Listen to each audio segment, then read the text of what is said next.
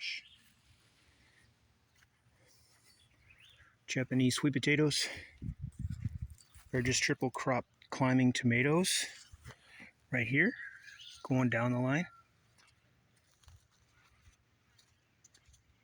Okra right down there, all the way down the line. Another trellis up there with tomatoes. This right here is all shallots, gray Grisels. Not doing too good, but they'll still make some. They are too small to really do much with. These are Ozark pink tomatoes. These are Ajvarsky peppers. They're kind of a bell pepper that is misshapen. It's supposed to grow better in adverse climates like I live in. These are more peppers. They're called purple beauty bells. These are purple jalapenos, and they're real pretty because they got purple flowers and kind of purple leaves. These are corbachis. They're a type of pepper that throws out a Medusa-like bunch of peppers dragging the ground. Here's some more jalapenos that are purple. Here's a couple jumbo jalapenos. They're extremely mild. There's no heat hardly in them at all, but they're big and easy to eat, easy to pick. Japanese red giant mustard. Here's some turnips. Easiest thing I've ever grown, all the time. Purple top, white globe turnips. And these things were planted around February, the end of February, and now they're ready to harvest. And these are Asian yard-long beans. They don't do very well here. One year they did very well. That's why I keep trying to grow them, and every year it fails. Very poor germination, very sickly plants. And I wait till the ground's warm and everything. Try growing them indoors, nothing helps. Was going to grow watermelons in here. Didn't work. Was going to grow them in there. Didn't work. Something ate them. Didn't eat them where they volunteered from last year. There's a volunteer potato from last year on the edge of the garden. There's a Everglades, Florida, they call it, tomato. Supposed to be real small, currant tomato that grows really well. I've never grown them before. This is red popcorn. And you can see we've had a very dry year. Where the shade keeps the ground wet, tall corn. As you get away from the shade, the corn just gradually gets smaller and smaller until it's too small. Now these are collard greens. They are thick. You can see the heat and the dry has already started. The giant red Japanese mustards, 2 have already bolted. So we'll have some good seeds because there's nothing else bolting at the same time in the mustard family. So here you go. These collard greens are doing really well. And they're really a kale with a flat leaf. They taste the same, act the same. So they call them collards, which comes from the Old English word colewort, even though a lot of people brag that they are the food of the southern coloureds. But they are everybody's food. They grow everywhere.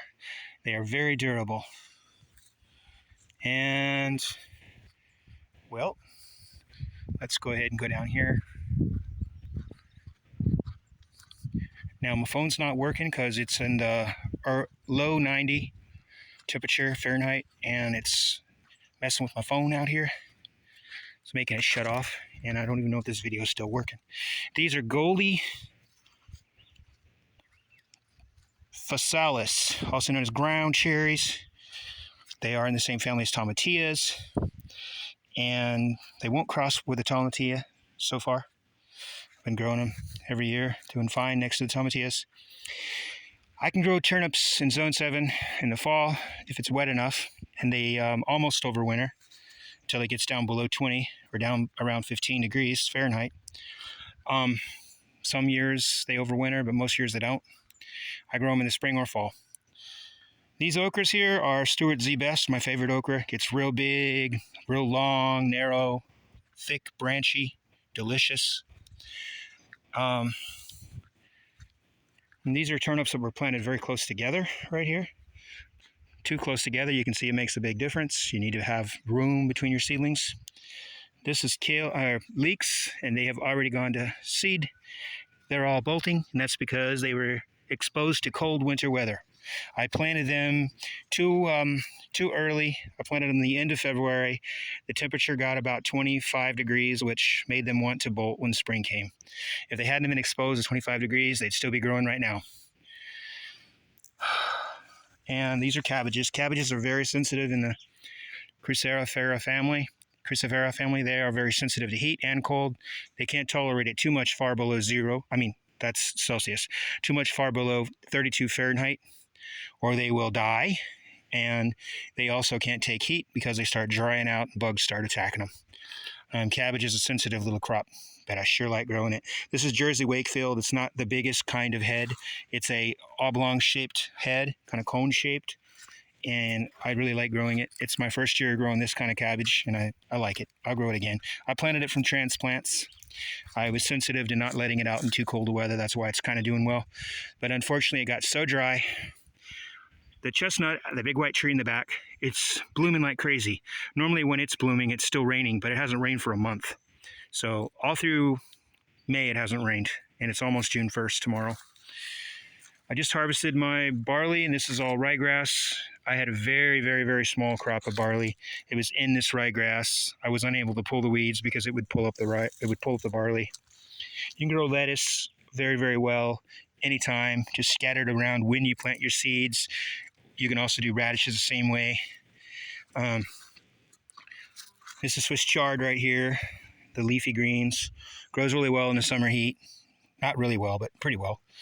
And this is cilantro that's turned into coriander. Once it makes seed, it's coriander. That's red popcorn. It's an heirloom. And this broccoli didn't do so well. What happened to it is I exposed it to temperatures below 25 as well, and it already started to bolt too soon and make what they call popcorn buds. They're very, very tiny little buds instead of great, big, huge cauliflower-type broccoli buds. They're little, and I keep cutting them off, and this is also a variety called Calabrese sprouting, which means that when you cut it back, it's real good about bringing more on. So here you can really see an example of what moisture does for corn. Very poor row. Like I said again, it's bigger as you go closer to the weeds. And so weeding this corn wasn't such a good idea because the weeds held moisture, as you can see, that I did it. Here you can see how kale and collards are quite related. Some of my kale has gotten curly leaves, starting to, and some of it isn't. And they are just kind of that way. They taste exactly the same. Well, that's it.